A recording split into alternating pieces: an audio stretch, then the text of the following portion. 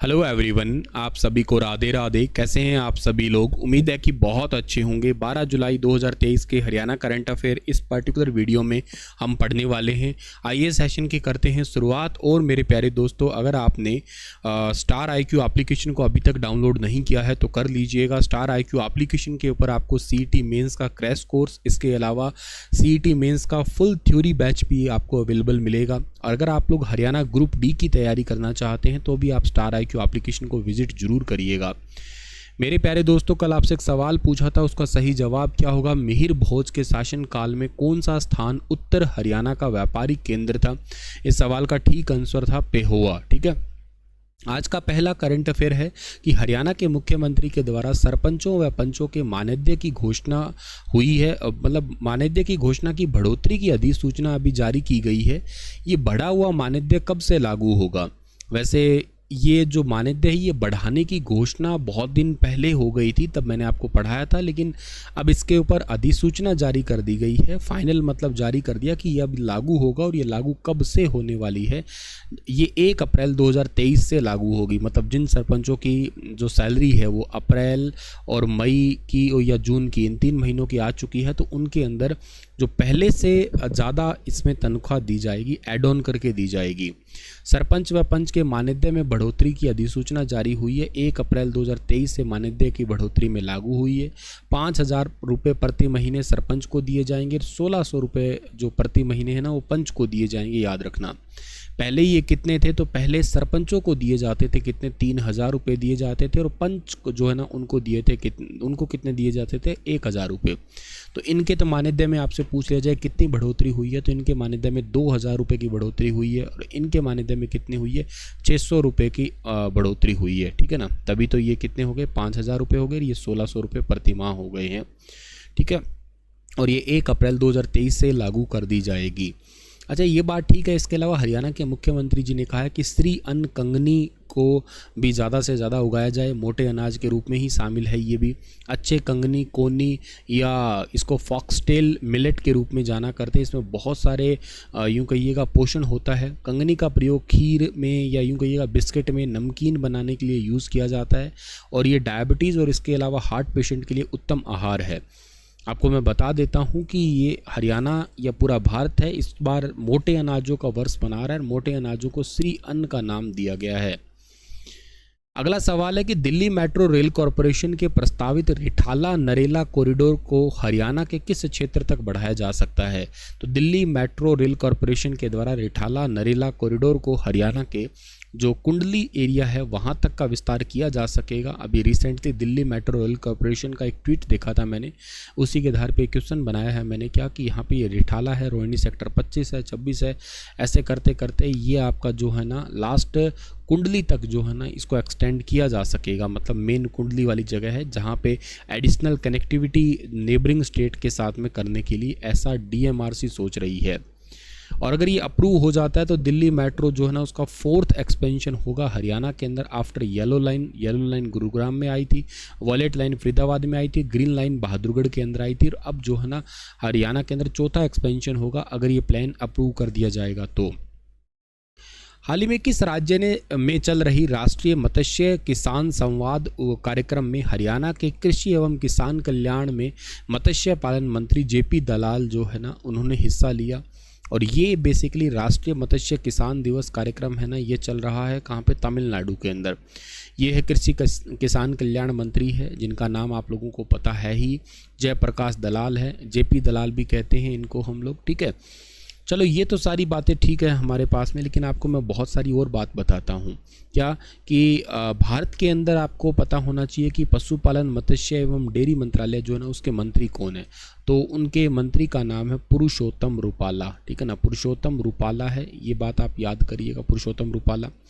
अच्छा, इसके अलावा जो है ना भारत के अंदर ना अभी हाल ही में एक एप्लीकेशन भी जारी किया गया है, रिपोर्ट फिश डिजीज़। ठीक है ना, एक मोबाइल एप्लीकेशन है जिसका नाम है रिपोर्ट फिश डिसीज, ठीक है ना। इनको मॉनिटर करने के लिए आप लोग इस मोबाइल एप्लीकेशन के थ्रू कनेक्ट हो सकते हो गवर्नमेंट ऑफ इंडिया से। इसको पशुपालन, मत्स्य पालन और डेयरी मंत्रालय के द्वारा लॉन्च किया गया। हालांकि इसको लॉन्च किया गया तो ठीक है, लेकिन हमारे भारत के अंदर पशुपालन और मत्स्य पालन और डेयरी मंत्रालय के मंत्री कौन है? तो इनके मंत्री आप लोग पूरा ओवरऑल पुरुषोत्तम रूपाला याद रखना। और ये फंक्शन अभी रिसेंटली यूपी लखनऊ के अंदर हुआ है। अच्छा, एक बात आपको मैं बताता हूँ कि भारत के अंदर फाइनेंशियल ईयर 2022 के अंदर ना कुछ उत्पादन की दृष्टि से कुछ घोषणा हुई थी। जैसे कि पूरे भारत में दूध सबसे ज़्यादा कौन उत्पादित करता है, तो इसके अंदर नाम आया था राजस्थान का, ठीक है ना। राजस्थान का 15.05% जो है ना ये दूध उत्पादन करता है, ठीक है ना। तकरीबन 2 नंबर पे कौन सा है? 2 नंबर पे यूपी है, बहुत कम अंतर से गैप है, 14.93% है, ठीक है ना।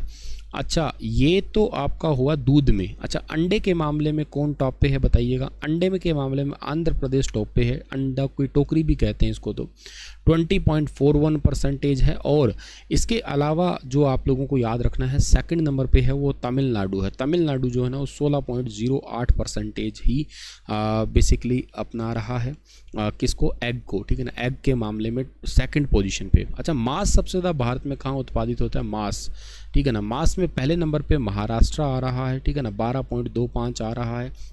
और सेकंड जो आ रहा है ना वो आ रहा है यूपी आ रहा है, 12.14 आ रहा है, ठीक है। ऊन और बता देता हूँ, भारत में ऊन ज़्यादा कहाँ होती है? ऊन के मामले में टॉप पे भारत का जो है ना राज्य है वो राजस्थान है, ठीक है। और ये 45 है, 45.91% जो है ना यहाँ पे ऊन का उत्पादन होता है। सेकंड नंबर पे जम्मू और कश्मीर है, ये याद रखना आप लोग। अगला सवाल है आपका कि भारत, अच्छा एक बात याद रखना, जेपी दलाल जी ने कहा कि हरियाणा में 16,000 मत्स्य पालक किसान हैं और 45,000 एकड़ में मछली पालन किया जाता है। हरियाणा में 2.12 लाख मैट्रिक टन मछली का उत्पादन होता है और 5681 मैट्रिक टन झींगा उत्पादन होता है। सर्कुलेटरी एक्वाकल्चर सिस्टम के 112 प्रोजेक्ट जो है ना लगाए जा चुके हैं अभी तक हरियाणा में। ये काफ़ी ज़्यादा इंपॉर्टेंट डेटा है, ज़रूर याद रखना इसको आप लोग।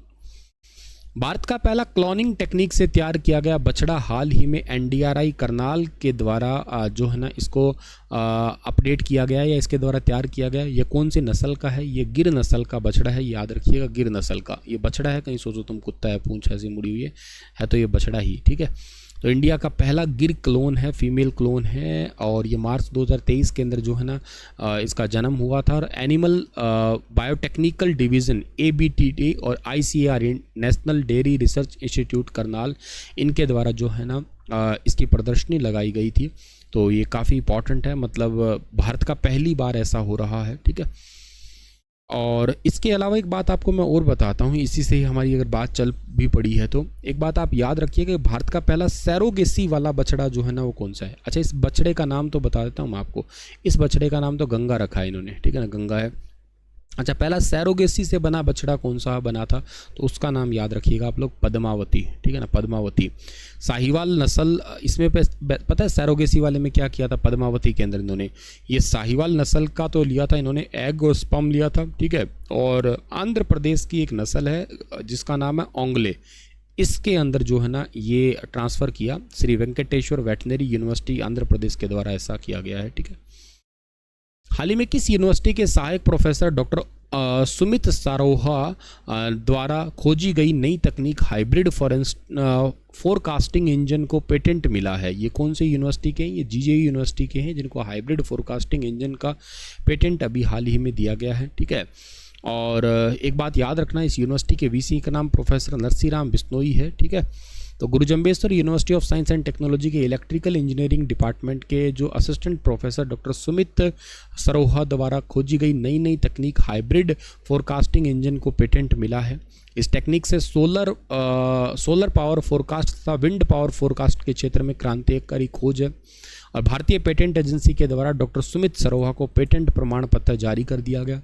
डॉक्टर सरोहा ने मंगलवार अभी थोड़े दिन मतलब कल ही के दिन में इस यूनिवर्सिटी के कुलपति प्रोफेसर नरसीराम बिश्नोई को जो है ना ये पेटेंट सौंपा है।